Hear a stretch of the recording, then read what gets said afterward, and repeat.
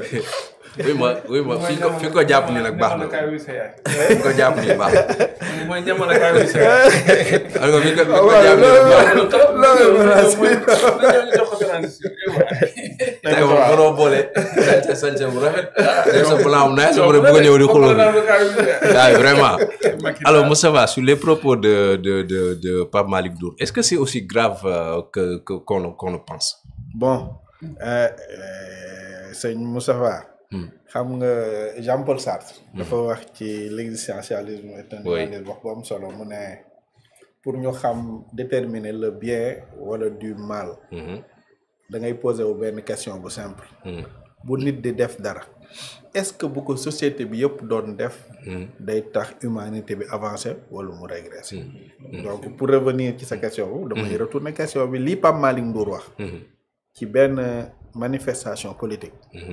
bu ñuy def politique ñëpp amoon autorisation du ko def est-ce que dëgg-dëgg jàmm ju ñu bëgg ci penc mi dina fi nekk. le maxime de son acte érigé en loi universelle. Donc question baa ngi noonu. boo ko dugalee foofu rek di nga xam ne li mu def nii c'est répréhensible c'est-à-dire que képp kuy démocrate képp kuy républicain sa obligation mooy nga condamner ko. parce que loolu mu wax noonu bu fa fekkoon mbooloo bu ñàkk xam bu ñàkk nite comme moom ni mu waxee moom ndax ay wax yu ñàkk nite la wax lan mooy xew parce que ñun yàgg nañu dem ci ay manifestation xeex Macky Sall lii imam wax moo fi daan am toujours le caractère républicain de Sonko da ko fi daan wax ñu bari dañ daan dem taxaw ci manifestation yi naan ko ndigal la ñuy xaar li ma lay wax ni dem bay teganteeg dënn les forces de l'ordre obélisque mais wallahi parfois yenn nit yi ñoo doon dem ku mel ni Abass Fall da daan dem taxaw ci kanam di puusaat gars yi pour rek mu am distance ba nga xam si ni tey dañ fiy def ñooñ dañ daan nekk ci manifestation bi ba ay 21 heures pour que mu bañ a am benn débordement donc loolu mooy responsabilité mais Pape Malick Ndour c'est pas la première fois muy wax genre manifestation yi donc li ñuy woowee la psychologie de la foule moom daf ci am problème moom heure bu ko ñaari nit wëri rek mu wax loo xam ne si ni mën na tukkal ab àdduna tawul rafetul donc lii lu ñaaw la na ko ñëpp wax ni lu ñaaw la gis naa benn association boo xam si ni mi ngi yëngu ci wàllu droit de l'homme APDH defe naa def nañu communiqué condamné ko je pense que bu ma juumul Seydi Gassama def na la même chose j'entends maa ngi xaar ku mel ni Alioune Tine mu def ko parce que tamit mais Seydi Gassama il demande même à ce que ñu bañ a activer aujourd'hui l'arrestation de Pape Malick Ndour. Non, je ne parle pas d'arrestation, mais la condamnation. Oui, mais il dit clairement que waa Pastef yi nga xamante ne gis na leen comme le cas de Ayib Daffé et tout ça nee na nañu jàmmal on va dire Pape Malick Ndour. Mais d'abord la condamnation. Parce que lui il considère que ni de la même façon que Ousmane Sonko taxoon fi wax fi gatsa ci noonu la Pape Malick Ndour waxee moom Seydi Gassama c'est ce qu'il a dit. Ousmane Sonko du Pape Malick Ndour Ousmane Sonko c'était un leader d'un parti politique persécuté ñu teg ay actes jëmale ko mu nekk ci xeex c'est ça le problème état bi di utiliser moyen bi ñëpp moom di ko utiliser à des fins politiques looloo xewoon donc foofu xam nga lan moo xewoon résistance kese fii dañoo nekkul ci processus boobu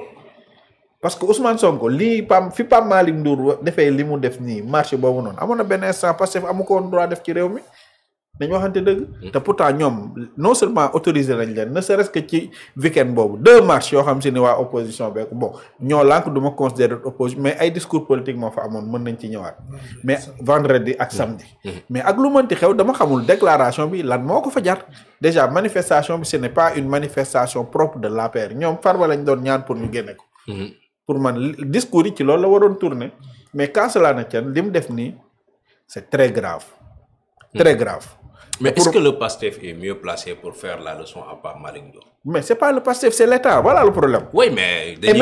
même le PASTEF. Même si c'est l'État, on a vu le ministre de la Culture, Amadou Ba, ñaawlu na ko. Oui. Ayib Daffé, président groupe parlementaire PASTEF, il a fait la même chose. Oui. Est-ce qu'aujourd'hui, eux, ils sont vraiment mieux placés pour faire la leçon à Pape Malick Ndour? Ils sont très bien placés pour le faire. Xam nga lan moo tax? Parce que précédent bi dafa yàggul. imam mi ngi koy wax léegi am na ñaari nit yu bokk ay sympathisants wala ay membres Pastef muy Lamine Daaru ak Boy Dakar ñu leen di ñaanal jàmm bërki dem ci benn déclaration publique di en réponse ak ay wax yu ñaaw yu ñu doon teg ci deru Ousmane Sonko lañ leen tëjee kaso donc Pastef normalement bu ko neexee logiquement bu demander le même traitement te boobu procureur moo autosaisiru maintenant moi la question que je me pose moom mooy maa ngi rafetlu posture maître Dramé mais man xanaa procureur moom dafa jël vacances wala ñi mu def ba dégg ay waxu làmmiñu daaru ay waxu booy Dakar te ñu ko doon wax diggante ñoom entre militants parti politique Pape Malick Ndour mii taxaw ci ab manifestation ñëpp di ko dégg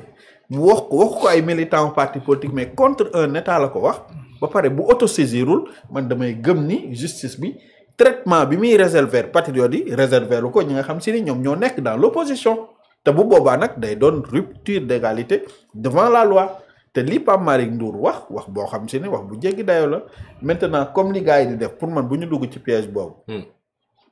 nit ku nekk infraction bi mu def ak ku mënti nekk moom lañ koy teg ci kanamu yoon bu amaatee beneen dossier loolu beneen dossier la mais lii mu wax nii moom ci boppam dem na ba sentir ni dafa grave moo tax ci guddi gi muy créer affaire ci biir affaire pour bëgg a créer diversion te man maa ngi ñaan aussi les gens qui sont dans l'opposition parfois tamit dafa am loo xam si ni nit du ci ànd ak ñoom xam nga Pastef lan ngay rafetlu ci ñoom man maa la ko wax fii mosuñu ànd ak seen ñooñ bu divaguer wax lu mu waxul dama lay jox exemple mu ndaw sëñ Bara Dolly ba mu fi waxee wax boobu noonu Macky Sall ci meeting bi fii Obélisque mais gars yi dañoo désolidariser wu dañ waxante dëgg dañoo désolidariser wu même au sein de Pastef bi ngay wax nii bi fii Azoura waxee wax bu rëy boobu Macky Sall te wax bu yàgg la woon ci ab live mais gars yi dañoo dal ci kawam même ñii ñu jàpp nii barki dem am na loo xam si ne ànduñ ci moo tax parfois nañu jël parparloo teg ko fële ñu teg dëgg teg ko ci yoon parce que ñu bari ñu ngi fii di def politique Abdou Khadre gi nii da nga ko mës a dégg mu wax bu ñaawal wax bu waxul Pape Djibril dafa mës a wax bu waxul nañ waxante dëgg Thierno Bocoum da nga ko mës a dégg mu wax bu waxul bari na mën naa lim fii ba suba juge dem ñoom ñëpp ñu ngi opposé wu même Thierno Alassane Sall mi ngi opposé wu c'est-à-dire que nañu yem ci cadre boobu mais pourquoi ñu bëgg a yóbbu affaire bi foo xam ne si nii dem bay demander à ce que gouvernement bi bañ a yeggale son mandat bi nga xam si ni peuple bi moom moo ko jox de surcroît li gën a ñaaw nga naan da ngay jëli Macky Sall moo xam si ni moom bi muy tàndarma sax bi muy génn ci réew mi lekk ko fi mais amul problème ñun volontiers Macky Sall ancien président la moom na ñëw ñu lalal ko tapis rouge defal ko ñu doon defal ñeneen ñi c'est aussi simple que ça na ñëw rek comme que moom moo bëgg a gérer transition bi na ko assumer ni ko Ablaye Wade assumer Ablaye Wade ñëw na fii ci réew mi ñu koy karkaral fu nekk di tëj ay bunt naan bu fi wàcceeg mu wiiri dem Maroc dem ba wàcc avion yéegaat beneen ñëw forcé daal di ñëw ci réew mi moom kenn terewu ko na ñëw nànk ci réew mi bu fekkee li Pape Malick Ndour wax moom gëm na ko mu ñëw assumer ko te j'ai comme l'impression que waa APR dañoo foog ni nit ñi dañoo amnésique xanaa dañoo fàtte ni Macky Sall moo nekkoon tête de liste seen législative bi te ñëwut lan la leen yokk c'est-à-dire que il faut pas vivre au passé d'accord da ngay assumer ça veut dire que ñoom ñi ngi nangu sax ñoom ni sans Macky Sall ñoom duñu exister alors que am na ñu fa nekk war nañu mën a assumer yenn responsabilités yi. très bien vraiment man loolu laa ko gisee te dama jàpp ni lii Tanor Dramé def na ñetti acte xam naa ni maître dina ci njëg. def na de la dénonciation la loi lui permet au sens du code de procédure pénale. déposer na une plainte la loi lui permet. beneen bi mooy article 38 bi mu invoqué. bi nga xam si ni article 28. code de procédure pénale bi nga xam si ni dafa bind lettre ouverte au ministre. de la justice garde des Sceaux. wax ko ni ko moom pour mu activer parce que elle a la possibilité. mu demander le procureur général. pour mu ubbi directement moom ay poursuites. wala mu créer conditions yu ñu ubbi ay poursuites. mais bu àggee foofu mbaa duñ jox benn importance de trop à cette personne de Pape Malick Ndour. waaw parce que Pape Malick Ndour en réalité est-ce que nekkul moom dafa nekk di def benn jeu politique pour provoquer le Pastef à ce que ñu rejoindre ko ci lii muy def nii. mën na bëggoon na créer aussi diversion parce qu'en fait ils sont très mal à l'aise sur le débat sur la dette cachée. donc li mu bëggoon moom mooy les gens wax ci loolu erreur boobu noonu man jàpp naa ni dafa juum sax quoi dafa taxaw bi ni mu réagir ngay xam ni jàpp naa ni nekkul woon calcul parce que après xam naa ni dem na toog gis ci réseaux sociaux yi ni affaire bi demee mu rendre compte ni li mu wax ni ëpp na mu doon ci dem mais ak lu mënti doon xew le débat sur la dette cachée dafa nekk lu leen di gêner ñoom. très bien donc xam naa ni bëggoon nañu wax leneen bañ a wax ci débat bi mais bii moom. mujj na nekk problème contre moi. d'accord oui Abdou Khadre. jërëjëf sëñ Cheikh am na solo de toute façon man